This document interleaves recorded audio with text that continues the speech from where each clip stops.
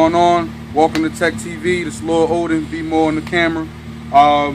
Here to be informative. TEC-TV is to bring interested, the initiated, the uninitiated, basically anybody with an appreciation for this auto car culture that's in your area, my area, North New Jersey, worldwide, wherever you are. I'm trying to just basically extend the bird's first eye view into this culture, some information, things you may know, things you may not know. Bring a lot of positive in the light that get overlooked and for the most part misconstrued. So in this episode of TEC-TV, we're kind of sort of moving in the direction of lending knowledge and first-hand breakdown of the entry level, or what could be considered the entry level to some the next step up in stepping into this car culture, more specifically Hondas, which are a favorite of mine and many, and kind of sort of is the theme of this whole show. But we're not going to be biased. We're going to extend a lot of love to a lot of cars, a lot of automobiles, but we're going to start home with what's really much is the local favorite. A lot of people run Hondas, a lot of known shops run Hondas, the everyday man run Honda. The cat who want to race, the weekend racer, the weekend warrior run Honda. Honda's known. Honda's effective. Honda's cheap. Honda's cost efficient. Honda's easy. If you know what you're doing and you look in the right places and you get the right information and the right resources. So this isn't quite entry level. We kind of sort of starting up with the favorite swap, or what used to be the only swap at one point. Shit, I clicked the video. The B series. The B series was a workhorse motor. It uses Honda's double overhead cam configuration over the entry level single overhead cam configuration, which was at that time was mostly relied on being gas efficient. But being that these motors were going to be used in Acuras, Acura being Honda's luxury brand at the time, the motors demanded a higher premium, higher performance, and therefore a higher demand. So the B18 configuration was developed in its base model workhorse configuration, which could be found in LS, RS, GS model Integras.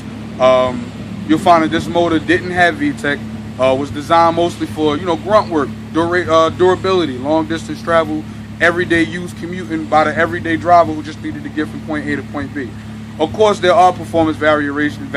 You got the GSR, the Type R, GSR and the Type R, which were the mid grade and the top end, and are still some of the most sought after motors, by people who want to go B series to date.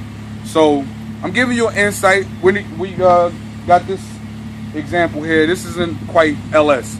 Honestly, it's more so along the Type R variant, which is kind of sort of what I didn't want to show people who were stepping into this, but it kind of sort of gives you a taste of what to come if you go up from your current platform. This is a configuration that anybody can do. It wasn't overly expensive. It wasn't overly hard, and with the right time, money, effort, and research, really affordable for anybody. Which is basically the whole nature of the show, is to give an insight to the everyday person. I'm not trying to cater to somebody who got 20 stacks to blow on a swap. This can't do nothing to you. You can just get it built if that's the case. And you're probably not even going to use this information. So, take a walk real quick. TEC-TV, we're getting into the B series. Stop it. Alright, we under the hood. This is a Type R configuration. Actually, it's the B18C JDM Type R block. It has the B16 head, but it's been given a port and polish. It's been given a valve train overhaul. It's been given Type R cams. Type R cams on the intake side. GSR cams on the exhaust side.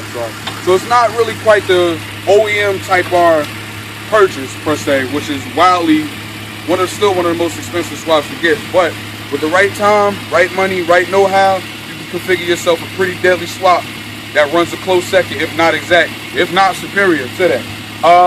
Haven't quite got this dyno yet. Kind of fell into my lap. I did the little modifications that I needed to get it closer to the Type R specifications that I was looking for. And again, we're gonna focus on keeping it reliable, affordable, something that everybody can do. So here we have it. 4-man's Type R, GSR cable transmission. The car itself is a 1990 Integra, which is a drop-in swap. You can keep these same mounts, keep these same shift linkage. You really don't have to change much.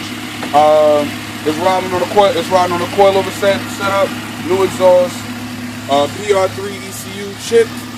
The wheel package is a GT3 GT3 wheel package, slight lip, near new tires. I just had I had an incident. I had to, basically reconfigure the tire because I broke a rim. But long story short, this is about as close to stock while enjoying some performance over the original that you could get. We're gonna go for a test drive. I'm gonna show you what this thing can do.